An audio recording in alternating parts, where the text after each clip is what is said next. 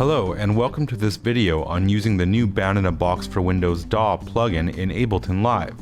With Band-in-a-Box for Windows, we've introduced a plugin that accesses all of the real tracks, real drums, and other content in Band-in-a-Box, but can be used right inside your favorite DAW, without having to open the actual Band-in-a-Box application. The plugin comes free with the purchase of Band-in-a-Box, and the plugin installs when you install the main program. In this video, we're going to have a look at the various ways you can use this amazing plugin in Ableton Live. If you use a different DAW, we have other videos that demonstrate it in many other DAWs such as Pro Tools, Reaper, Cubase, Studio One, and many more. First, we'll look at a quick and easy way to get started using the plugin. We'll also go through some of the technical aspects such as the installation, locations of the plugin on your computer, and some settings within the plugin. Then we'll look at different ways you can use the plugin, including using it for live performance. And throughout the video, I'm going to try and use a variety of different Band-in-a-Box styles, so you'll get a sense of some of the different genres, grooves, and tempos we cover. Whether you're into jazz, rock, country, R&B, or any styles you can think of, there's something for you in Band-in-a-Box. Right now, we're listening to some great funk tracks playing in Ableton Live that we created with the plugin. Everything that you're hearing right now in Ableton Live was created by the Band-in-a-Box plugin simply by typing in these chords, and you can enter any chords in any key. Then we picked this funk style and generated the tracks. I'm going to go back in time a little bit to show you just how we got these great sounding tracks. We're going to start with a blank Ableton Live project. A blank Ableton Live project will include 2 MIDI tracks and 2 audio tracks. The Band-in-a-Box plugin is an instrument plugin, so I'll go to Plugins in the Browser section and drag the Band-in-a-Box plugin to the first MIDI track. So this is the Band-in-a-Box plugin. It's sizable, so I'll make it bigger. And now we have a blank chord chart. This area here is for the different instruments in the style, and it's currently blank because we don't have a style loaded yet. Here's where you can pick a style.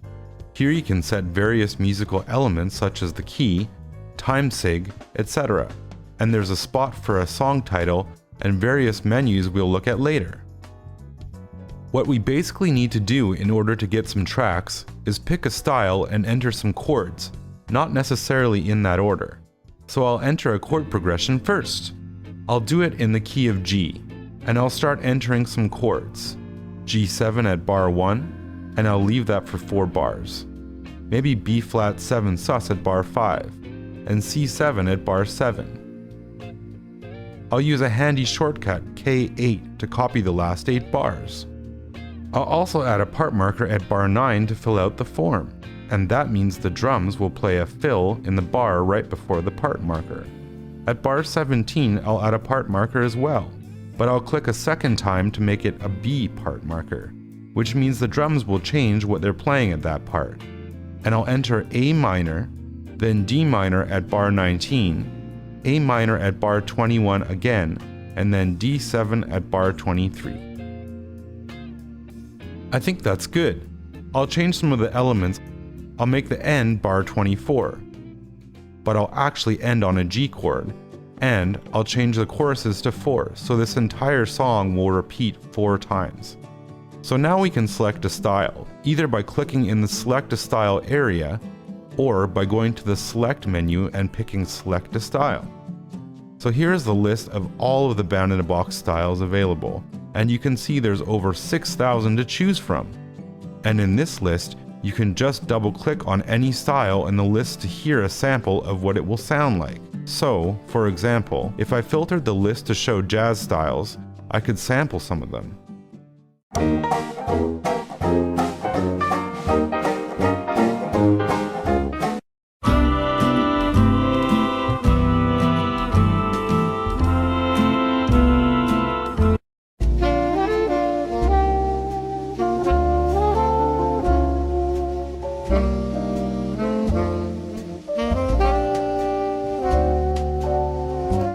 Or some rock styles.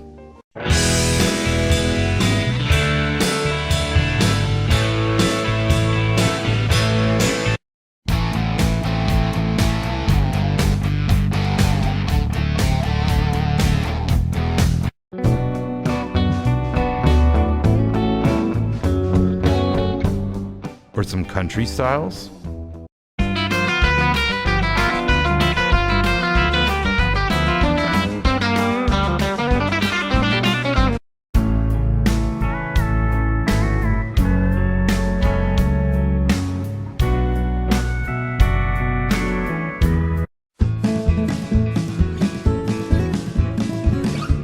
But I think the progression I entered would be very well suited to some funk styles, so I'll filter by that.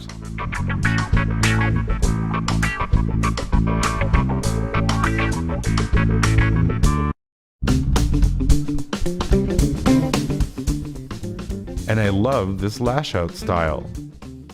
You'll notice that in this column it shows the ideal tempo of the style, which for this one is 110 beats per minute.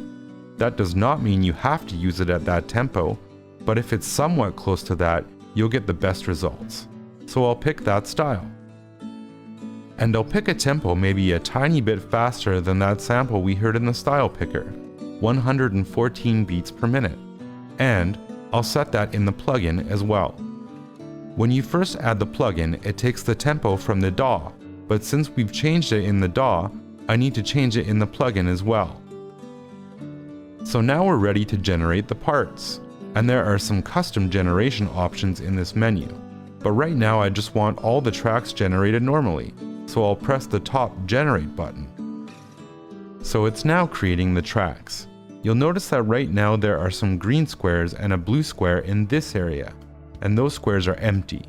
When the tracks are ready, those squares will be filled in. The generation does take a little bit of time, so we'll skip ahead in the video a little bit. Okay, so now it's finished, and these squares are now filled in with waveform icons, meaning they're ready to drag into the DAW. Before we do that, we can sample these tracks by pressing play up here.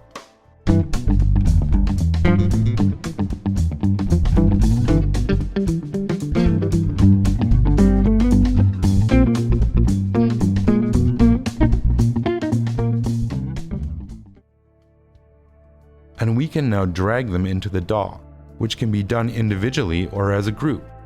Here, I'll show you just dragging in the bass by itself, but I'll undo that, so I can show you importing them as a group by dragging the blue icon and holding down the Control key. And now we have these tracks right in our DAW, and during playback, the chord chart also highlights the currently playing bar. This is a great tool if you want to record your own tracks over top of this. So you can now mix the tracks, add effects, or anything we like. And as with all real tracks and real drums, these are real instruments played by real musicians. These are not individually sampled notes, these are actual performances by some of the top studio musicians in the world, able to play over any chord progression in any key you enter. This particular style has a bass part played by Alex Al, one of the most sought-after bass players in LA, who played in Michael Jackson's band for over 10 years and has also played with the likes of Stevie Wonder, Sting, and many more. And on guitar is Bob Lanzetti, baritone guitar, Mark Lettieri, and drummer Sput Seawright, all of whom are a major part of the New York funk and fusion scene.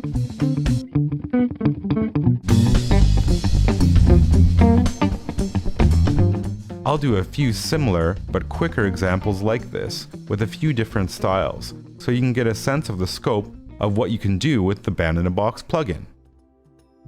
Here I'm typing in some chords like I did before. But this time I'll pick a hard rock style. Setting the tempo and generating the tracks.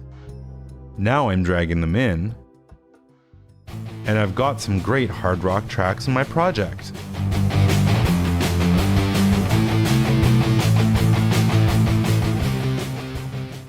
Here I'm typing in some chords.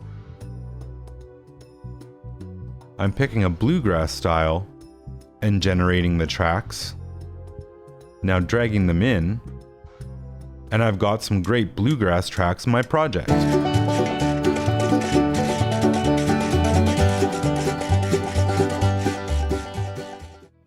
In addition to actually typing in the chords, you can also just open actual Band-in-a-Box files. Either files you've created right in the Band-in-a-Box app, or files other people have sent you, or even the demos that come with Band-in-a-Box.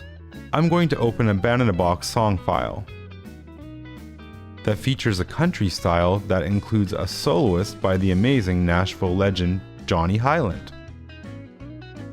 So now we have the entire thing entered for us, the chord progression, key, form, etc.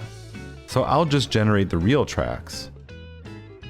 Now I'll drag them in, and here's a great country style, with Johnny Highland soloing over the changes.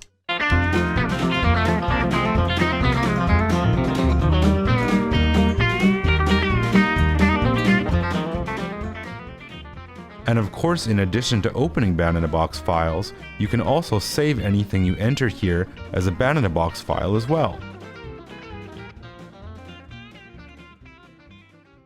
I'll do the same file open thing, loading a song that features a style with the legendary Alex Acuna on drums, as well as the amazing Ramon Stagnero on guitar.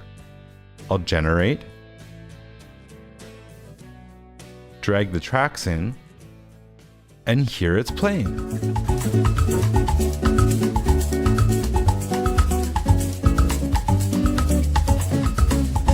So now we'll look a little bit at the installation, setup, and actually getting started with the plugin. The plugin works by accessing your Band-in-a-Box folder, and particularly the real tracks, real drums, and other content within the Band-in-a-Box folder. As such, the plugin is installed during the installation of Band-in-a-Box. It can also be installed with patch updates for Band-in-a-Box. In either case, during the Band-in-a-Box installation, you'll reach the part where the plugin is actually installed.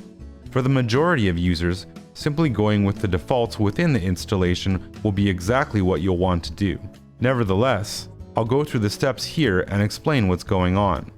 Here it shows the different plugin types that are being installed. The VST2 plugin is the one we're particularly concerned with in this video, but there's also a VST3 plugin that gets installed.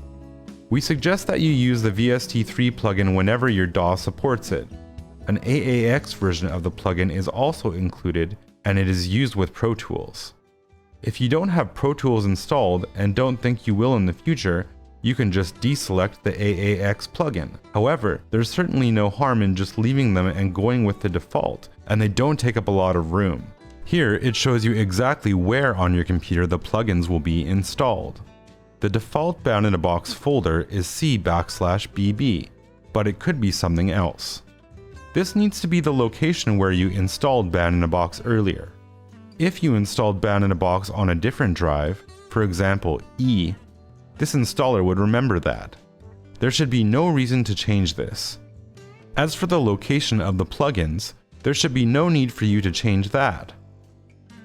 This part of the installation is just related to VST2, and different locations where the VST2 plugin will be duplicated. The plugin doesn't take up a lot of space, so it's fine to leave these, or remove the checkboxes, whichever you'd prefer. And that's it for the installation. Once that's installed, when you go to add a plugin, it should just automatically appear as an option in Ableton Live, as we saw earlier, simply by clicking on plugins in the browser section and dragging the Band-in-a-Box plugin to a MIDI track. If you've installed it and it doesn't show up, here are a few things you can look at. Go to Options, Preferences, File folder. The default folder should be C/Program Files/VST Plugins. If you install the plugin to a different location, you can set a custom plugin folder by clicking on the Browse button. Once you've made your changes, you can press the Rescan button to refresh your plugin library. Now let's load up the plugin again and change out some of the settings within the plugin. The host is automatically set for certain DAWs, which optimizes some of the settings for that DAW, but it's not relevant here.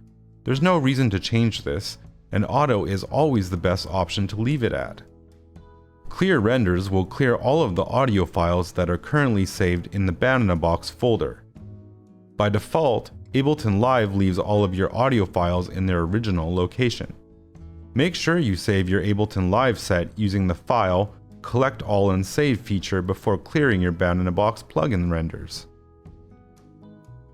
This area is taken from the installation where we specify the Band-in-a-Box location, in our case leaving it as the default location. There is likely not a reason this would need to be changed, but if we're pointing to an incorrect folder, it would appear red and pressing Find Folders would set it correctly automatically. One option that you should be sure to disable in Ableton Live is Auto Warp Long Samples. You can disable the feature by going to Options, Preferences, Record Warp Launch, and turning the feature off.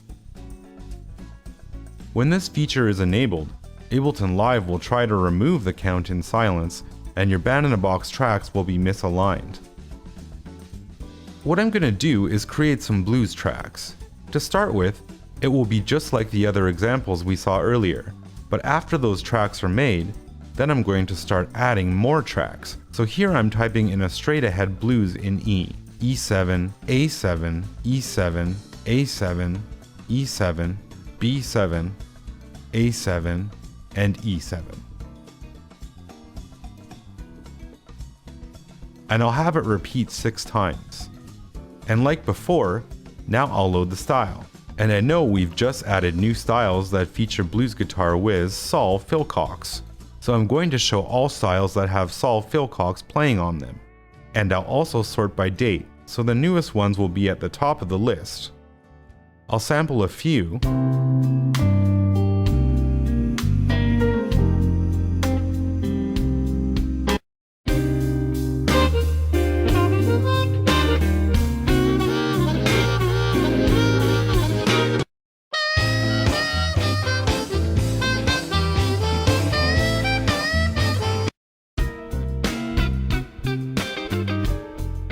And those all sound good, but I really like this messing around funky blues, so I'll pick that.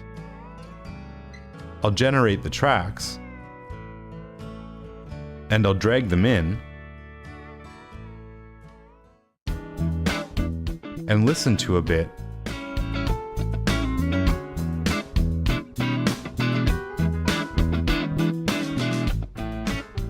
You'll notice in the plugin, there are the green and blue squares for the audio. On the other side, yellow squares with little eighth notes in them. This means that for these tracks, there is also MIDI available.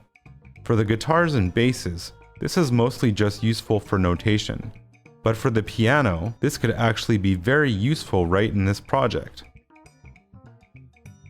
Ableton Live has some really cool instrument options built right in. So I'm going to add a new instrument, this electric piano. And I'm going to drag the piano MIDI from the Band-in-a-Box plugin onto that track. Now I'll play a little bit with that electric piano soloed, and play with the settings to get a cool sound for this song.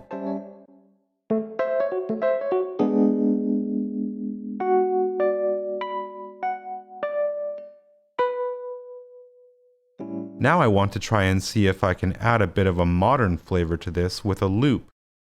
Maybe I can find a hip-hop loop that will work. Like everything else in Band-in-a-Box, when trying to find the right instrument and part, just double-click to sample. And this one might be really cool. So now I'll generate just that loop. I'll drag it in, and that sounds pretty cool.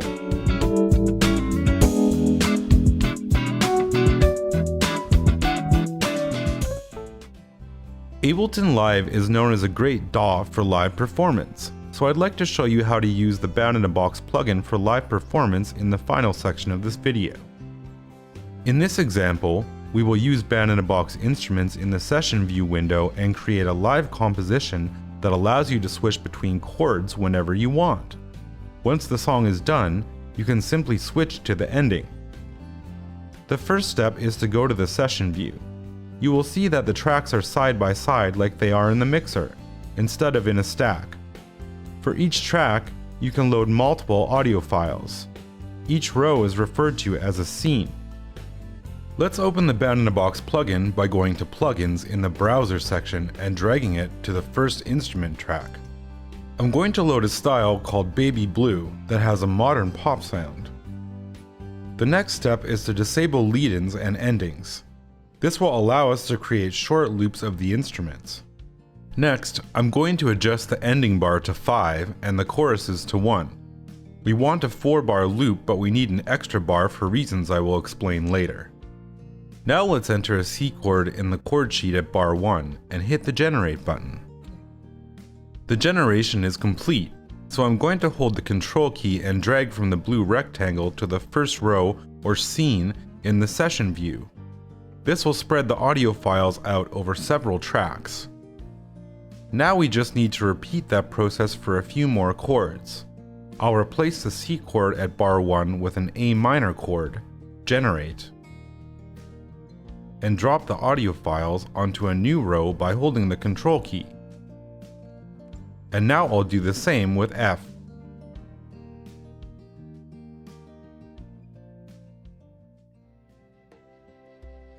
And then with G.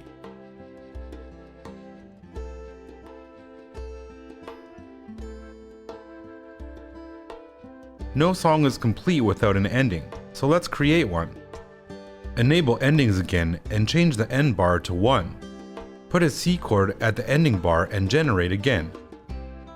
Now drag those audio files to a new row, or scene. Okay, so we're done with the Band-in-a-Box plugin for now. We're going to label our rows or scenes and make some quick edits in Ableton Live, and then we'll be ready for our live performance. First, I'll name the rows based on the chords that they use. C chord, A minor chord, F chord, G chord, and C ending. Before I said I'd explain why we rendered 5 bars instead of 4 bars, and here's why. When you don't generate an ending in the Band-in-a-Box plugin, the last bar just has a chord hit, and we don't want that. So we'll double-click on an audio file and use the clip view to adjust the loop length to 4 bars instead of 5. I'll do this for all of the audio files except for the ending ones. Now it's time to edit the ending audio files. First of all, let's make sure they're set to the correct tempo of 120 beats per minute. Then disable looping because we don't want the ending to play more than once. Finally, change the start bar to 2 because that's when the ending starts in our audio files. What we have created is a very powerful live performance tool. Simply click the play button beside C chord to start playback of that chord with all instruments. It will loop for as long as you want. Then try switching to an A minor chord and it will do so right on the beat.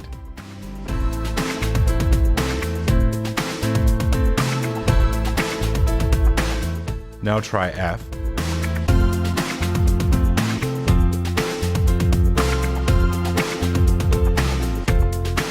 Then G. Then, when you're done, click on the ending to end the song.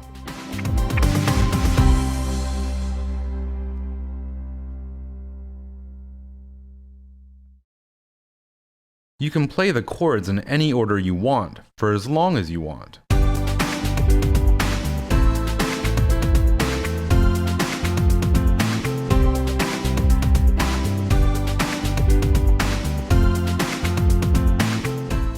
You can even remove instruments to change the arrangement.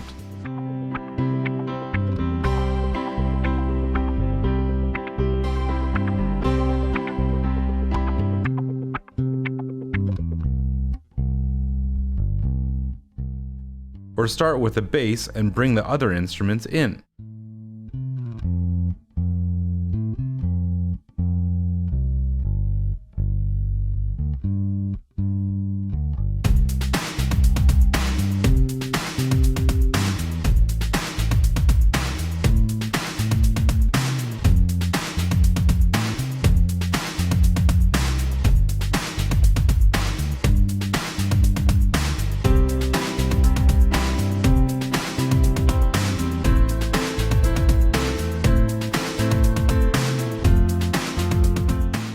If you want to get really fancy, you can even create your own slash chords.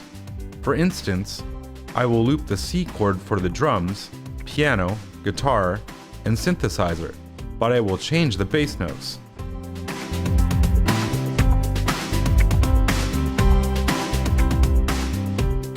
Once you've gotten the hang of this, you can even hit the record button and record a song arrangement by triggering the parts that you want.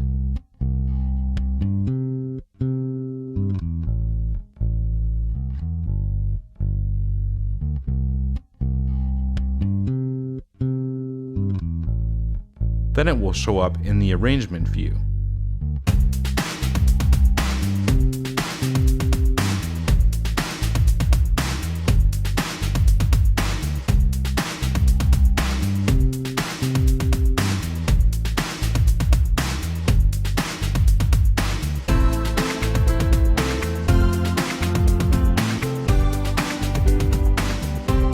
That concludes this video on using the new Band-in-a-Box for Windows DAW plugin in Ableton Live.